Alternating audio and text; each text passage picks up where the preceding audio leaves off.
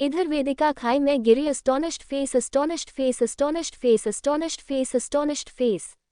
दूसरी तरफ विराट मुंबई में अचानक से अजीब से बेचैनी और घबराहट को फेस करने लगा। उसका दिल बुरी तरह घबरा रहा था। उसे कुछ भी समझ नहीं आ रहा था। उसके बगल में चल रही महिरा विराट को इस तरह अचानक से परेशान होता देख के बोली, महिरा भाई क्या हुआ आपको? आप अचानक से ऐसे क्यों परेशान होने लगे? आपकी तबीयत तो ठीक है ना? महिरा ने विराट की चिंता जताते हुए कहा। विराट बोला, पता नहीं महिरा क्या हो रहा, एक अजीब सी बेचैनी फील हो रही है, कुछ भी समझ नहीं आ रहा ये क्या हो रहा है, विराट ने परेशान होते हुए कहा।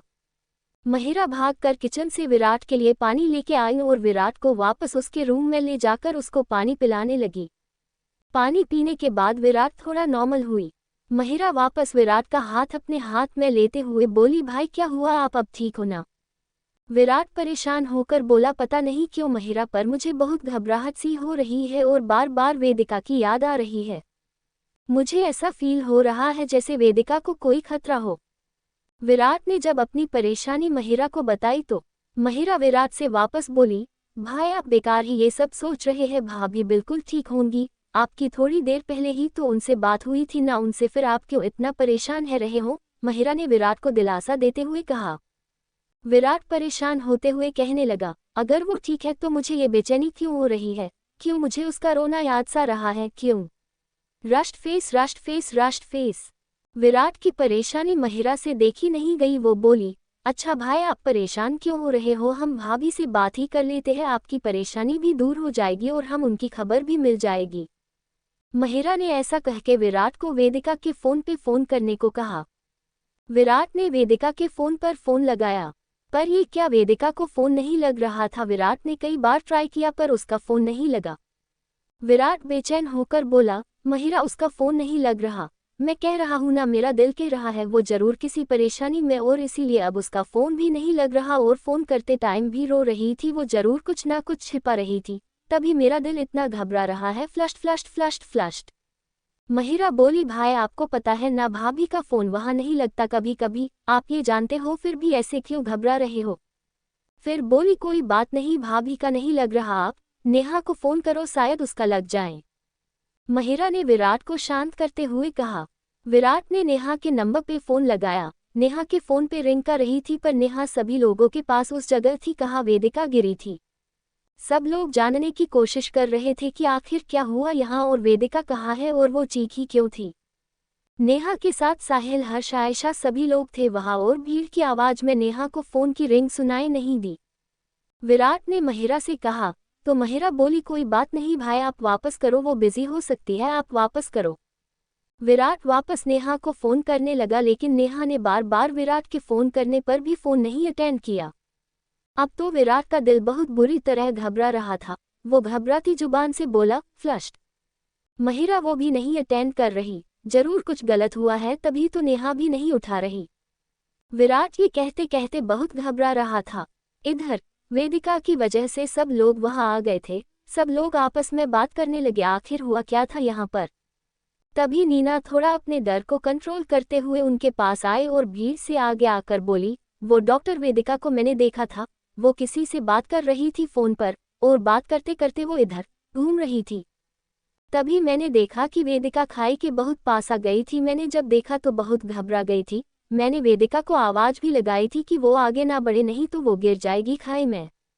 मैंने दूर से कहा था, पर शायद वेदिका फोन में इतनी मस्त थी कि उसे मेरी आवाज सुनाई नहीं दी। और इससे पहले कि मैं वेदिका तक पहुंच पाती, वेदिका का बात करते करते पैर फिसल गया और उसका बैलेंस बिगड़ गया और वो खाई में गिर गई, वो मेरे सामने ही। नीना इतना कह के रोने का नाटक करने लगी और बाकी सभी लोग जो नीना की बातें सुन रहे थे, उन सबको तो धक्का सा लग ये सब सुनकर। और नेहा वो तो एक पल के लिए कुछ बोल ना पाई, फिर रोते हुए नेहा बोली, हाँ ये सच है, वेदिका बात करने की कह के आई थी और मुझे लगा कि वो बात ही कर रही होगी। इतना कह के नेहा रोने लगी। बाकी किसी का दिमाग काम नहीं कर रहा था कि अचानक से हर्ष ने अपना फोन निकला और पुलिस को फोन किया और सारी बात बता दी। सब लोग वेदिका को देखने के लिए अपने अपने प्रयास करने लगे। नेहा तो बार बार खाई के पास जाकर वेदिका वेदिका चिल्लाती ताकि वेदिका उसकी आवाज सुन सके, पर रात का अंधेरा होने की वजह से उनको कुछ भी नहीं दिखा। दूसरी तरफ विराट बहुत परेशान हो रहा था। वो बार बार नेहा को फोन कर रहा था पर नेहा तो अपने ही बस में नहीं थी। फिर लास्ट में महिरा ने नेहा को फोन किया। इस बार नेहा का फोन साहिल के हाथ में था। वो नेहा को समझा रहा था, तभी उसने बार बार बजते फोन को अटेंड कर लिया। इससे पहले कि साहिल हेलो बोलता, नेहा वापस कहने लगी, साहिल प्लीज कुछ करो, कैसे भी करके वेदिका को देखो, वो ऐसे नहीं गिर सकती, उसने किसी का क्या बिगाड़ा है, प्लीज उसको बचाओ प्लीज। वो नेहा और कुछ न कह पाए, वापस रोने लगी। और वाली आसपास में सभी लोग वेदिका वेदिका कह के उसको आवाज लगा रहे थे। ये सब महिरा अपने फोन से सुन रही थी और महिरा के साथ विराट भी ये सब सुन रहा था। दोनों ने नेहा की बात सुनी तो वो वही का वही फ्रीज हो गए थे। उनको समझ नहीं आया कि क्या करे। विराट, उसका तो दिल बैठ गया था ये सब सुनकर। उसकी वेदिका की जान खतरे में, उसे क्या हुआ है ये सब सोचकर विराट तो कुछ बोल ही नहीं पा रहा था। फिर कुछ देर रुककर विराट बच्चों को तरह रोते हुए बोला, मैंने कहा था कि उसे कुछ हुए है, तभी मुझे ये बेचैनी हो रही थी, मुझे फील हो गया था कि वो डेंजर में है। वेदिका, वो इतना ही कह पाया। महिरा भी अब तो रोने लगी थी। तभी नमन भी वहां आ गया था। उसको विराट ने बहुत पहले फोन करके बुलाया था, लेकिन जैसे ही उसने ये सारी बातें सुनी तो वो भी वही का वही खड़ा रह गया। Flushed astonished face astonished face astonished face fearful face fearful face fearful face fearful face fearful face fearful face fearful face fearful face fearful face fearful face। उधर नेहा का फोन कट गया था से उसका रोना बंद न हुआ था और वहां सभी गांव वाले भी आ गए थे अब तक और पुलिस भी आ गई थी।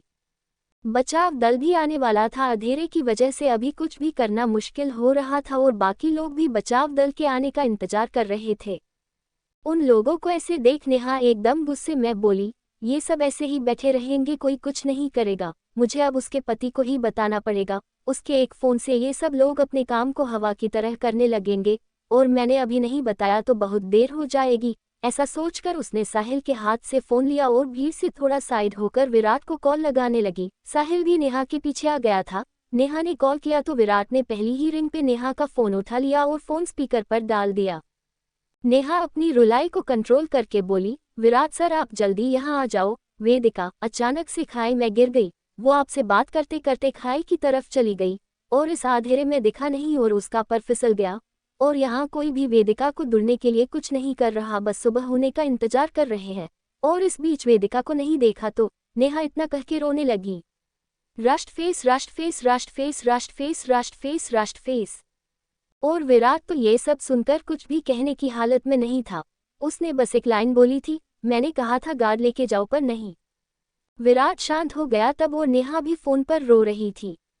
तब नमन ने फोन अपने हाथ में लिया और वो कहने लगा, नेहा जी आप लोग तब तक कोशिश करो मीम को देखने की और मैं अभी किसी को फोन करता हूँ, आप बस मुझे वहाँ को सारी अपडेट देती रहना और आप मेरा नंबर भी ले लो, मैं आपको अभी सेंड कर दूंगा। ऐसा कह के उसने फोन काट कर दिया और जल्दी से विराट से बोला, सर प्लीज आप घबराओ नहीं, मीम को कुछ नहीं होगा, आप अभी यहाँ के एसपी से बात करो और उससे हेल्प करने को बोलो और मैं जाता हूँ मीम की हेल्प करने।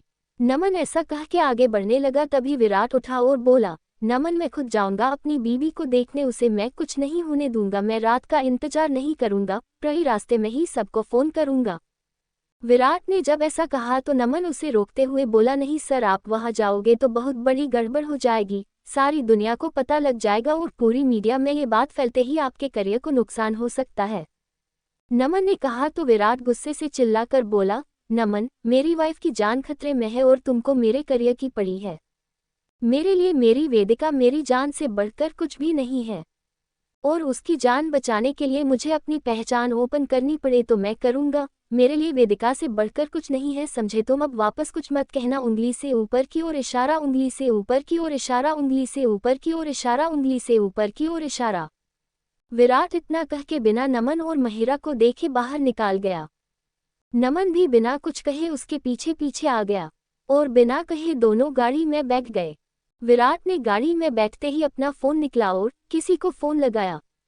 विराट, हेलो धूम्र मैं विराट बोल रहा हूँ, तुमको मेरी हेल्प करनी है, तुम चुपचाप सुनते जाओ। वेदिका मेरी वाइफ, वो एक रेजिडेंट डॉक्टर है और किसी कैंप के लिए अपनी टीम के साथ पचमेश्वर के गांव में गई है और वहां उसके साथ एक हादसा हो गया है। उसके साथ वालों का कहना है कि वो खाई के पास थी और उसका पैर फिसल गया और वो, इतना कह के विराट शांत हो गया।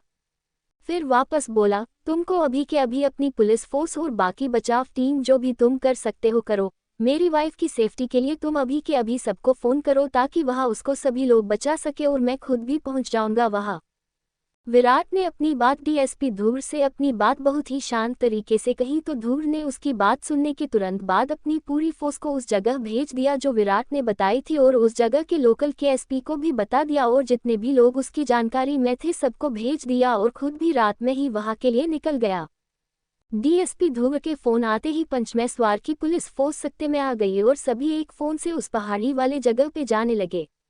बचाव दल भी जितनी जल्दी कर सकता था करके उस जगह पहुंच रहा था।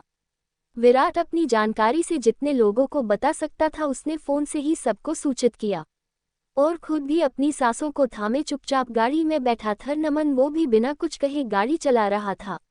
जैसे जैसे गाड़ी आगे बढ़ रही थी टाइम भी वैसे ही बढ़ रहा था।